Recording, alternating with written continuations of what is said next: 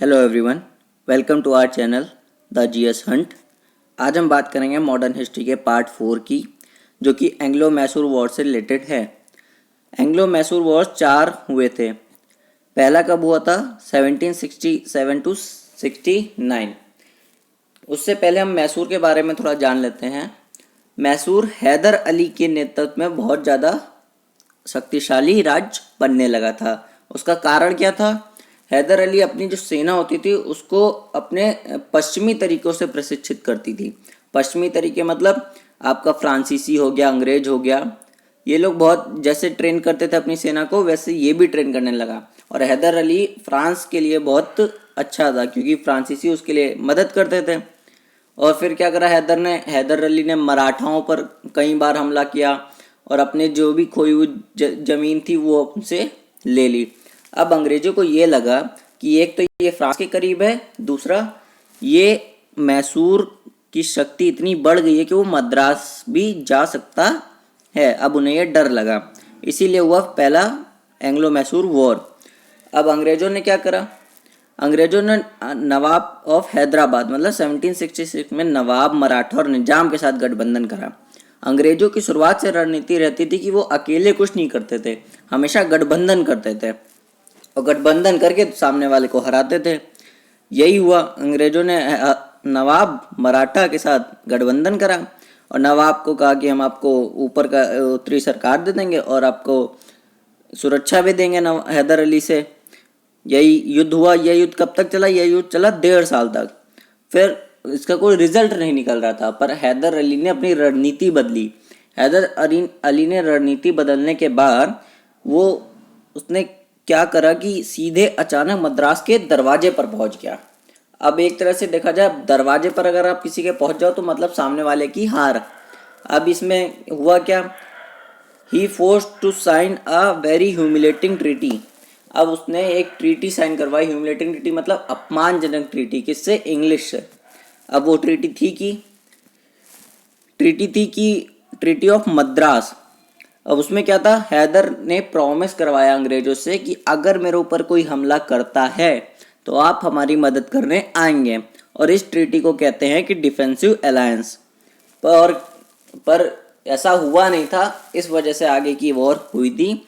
और इसमें एक और ट्रीटी में समझौता हुआ था कि एक्सचेंज ऑफ प्रिजनर्स मतलब जो भी हमारे कैदी हैं उनका आदान प्रदान कर देंगे। फिर क्या होता है सेकेंड वॉर में? सेकेंड वॉर हुआ हमारा 1782-84 में। वो क्यों हुआ?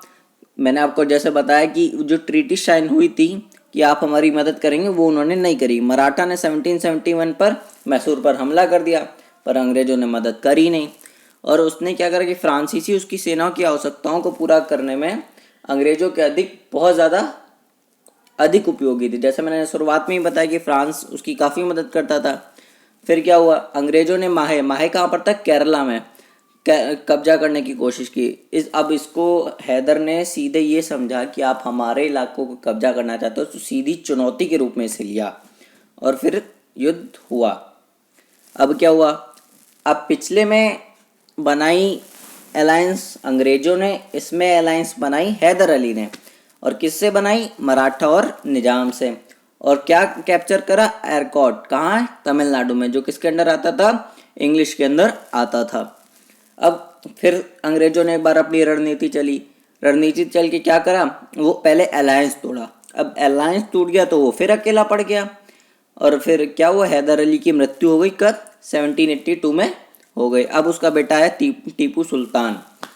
टीपू सुल्तान भी अपना युद्ध करता रहा, 1 साल तक युद्ध होता रहा, पर उसका कोई निर्णय नहीं निकल पाया, कुछ निकल नहीं पाया रिजल्ट। यही हुआ कि ट्रीटी कर ली जाए, तो ट्रीटी ऑफ मैंगलोर करी गई।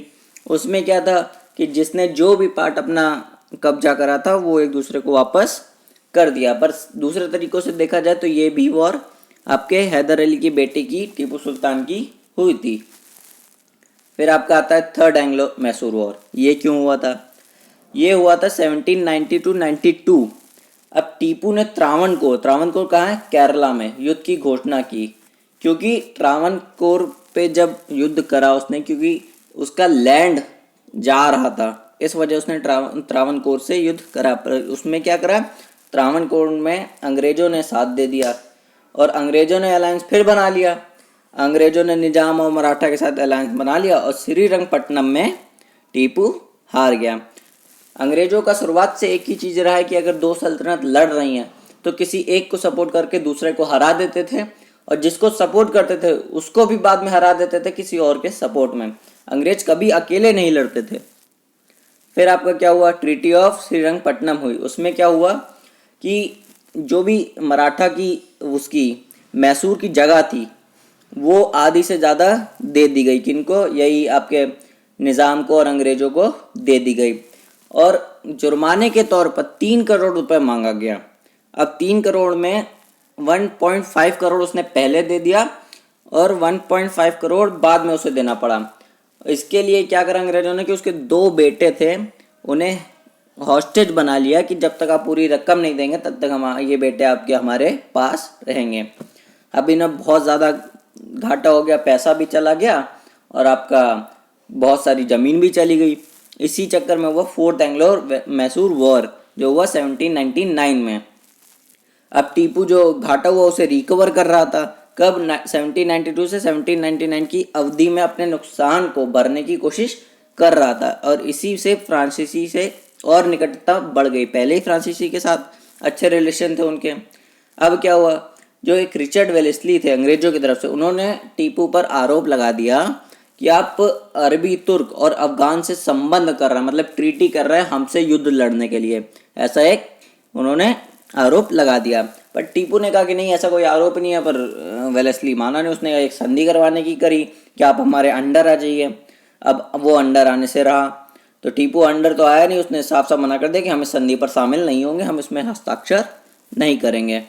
हुआ क्या फिर, अंग्रेजों ने मैसूर पर हमला कर दिया तथा उनकी सहायता मराठा और निजाम ने फिर की।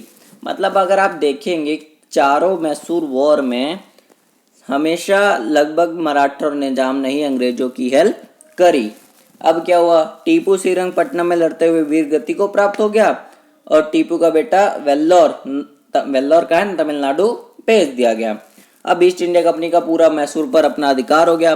पर ईस्ट इंडिया कंपनी हमेशा अंग्रेजों द्वारा चालाकी ये रहती थी, अधिकार खुद करते थे, बैठाते किसी और को थे, और नाम मात्र के लिए उसने वोडियार वंश के एक 5 वर्षीय लड़के को बैठाल दिया कि ये हमारी तरफ से राज करेगा, और सारा राज अपने अंडर ही रखते थे।